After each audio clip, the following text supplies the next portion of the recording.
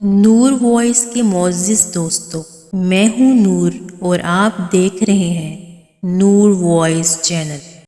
بنی اسرائیل سے متعلق تاریخی حقیقت یہ ہے کہ انہوں نے بہت سے نبیوں کو قتل کیا، جن میں ان کے اپنے قبیلے کے حضرت زکریا علیہ السلام اور حضرت یحییٰ علیہ السلام بھی شامل ہیں۔ حضرت ابراہیم علیہ السلام کے بڑے بیٹے حضرت اسماعیل علیہ السلام تھے اور چھوٹے بیٹے حضرت اسحاق علیہ السلام تھے۔ خانہ کعبہ حضرت ابراہیم علیہ السلام اور حضرت اسماعیل علیہ السلام نے آج سے تقریباً 4000 سال قبل تعمیر کیا تھا۔ البتہ روایات سے پتہ چلتا ہے کہ اسی جگہ پر سب سے پہلے حضرت آدم علیہ السلام نے خانہ کعبہ تعمیر کیا تھا۔ حضرت ابراہیم علیہ السلام نے فلسطین کے علاقے بیت المقدس میں بھی عبادت گاہ بنائی۔ حضرت اسحاق علیہ السلام بھی وہاں عبادت کرتے رہے، مگر حج کے لیے وہ ہمیشہ مکہ مکرمہ میں واقع خانہ کعبہ میں جاتے تھے۔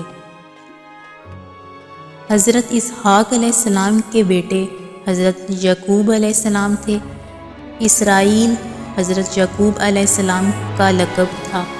اسرائیل کے معنی ہیں عبداللہ یا خدا کا بندہ۔ بنی اسرائیل ان کے قبیلے کو کہا جاتا ہے۔ حضرت یعقوب علیہ السلام کے بیٹے حضرت یوسف علیہ السلام تھے، جو مصر کے بادشاہ بنے۔ بنی اسرائیل میں پھر حضرت موسیٰ علیہ السلام مصر میں پیدا ہوئے۔ ان کے بعد حضرت داؤد علیہ السلام صحرائے سینائی کے علاقے میں پیدا ہوئے، جو بعد میں فلسطین چلے گئے۔ جب حضرت داؤد علیہ السلام نے انتہائی طاقتور دیو ہیکل جالوت کو اللہ کی نصرت سے غلیل سے پتھر مار کر گرا دیا، تو فلسطین کے بادشاہ سول نے حسب وعدہ ان کی شادی اپنی بیٹی مشل سے کر دی۔ سول کے مرنے کے بعد حضرت داؤد علیہ السلام فلسطین کے بادشاہ بنے۔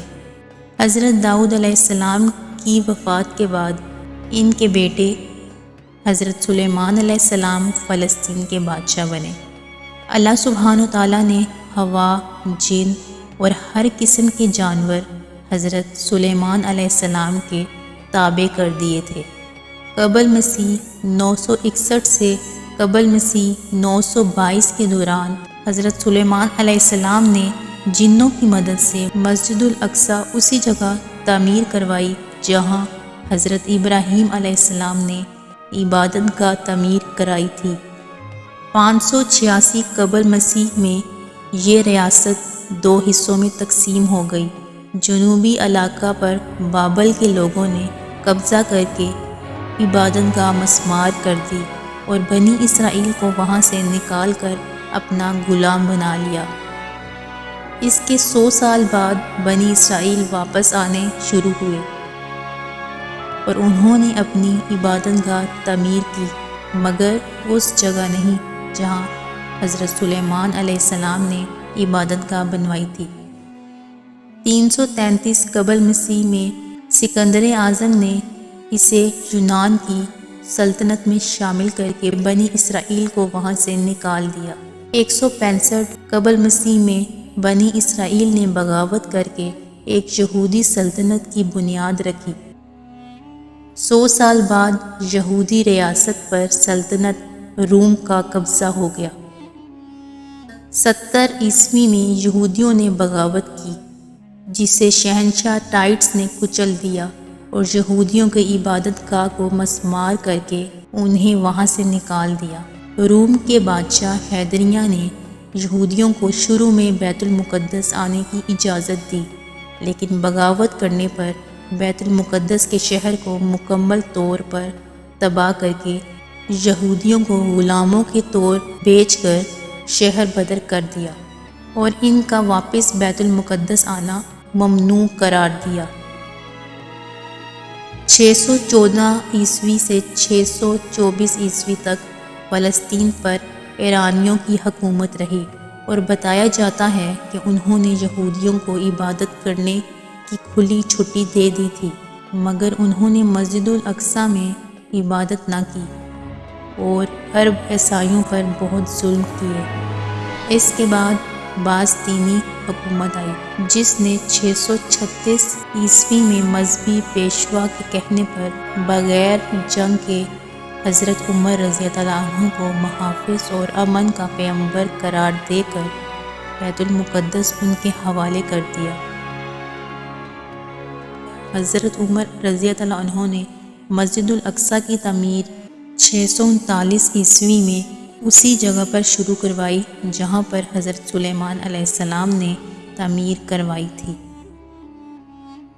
636 سے 1918 عیسوی تک یعنی 1282 سال تک فلسطین پر، جس میں اردن بھی شامل تھا، مسلمانوں کی حکومت رہی۔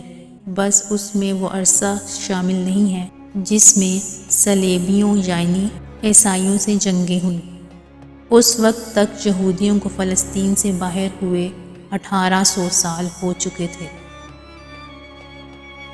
بنی اسرائیل کے متعلق تاریخی حقیقت یہ ہے کہ انہوں نے بہت سے نبیوں کو قتل کیا، جن میں ان کے اپنے قبیلے کے حضرت زکریا علیہ السلام اور حضرت یحییٰ علیہ السلام بھی شامل ہیں۔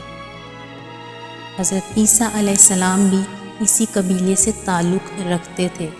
ان کو بھی قتل کرنا چاہا مگر اللہ نے انہیں بچا لیا اور ان کے کسی ساتھی کو صلیب پر سولی پر چڑھا دیا۔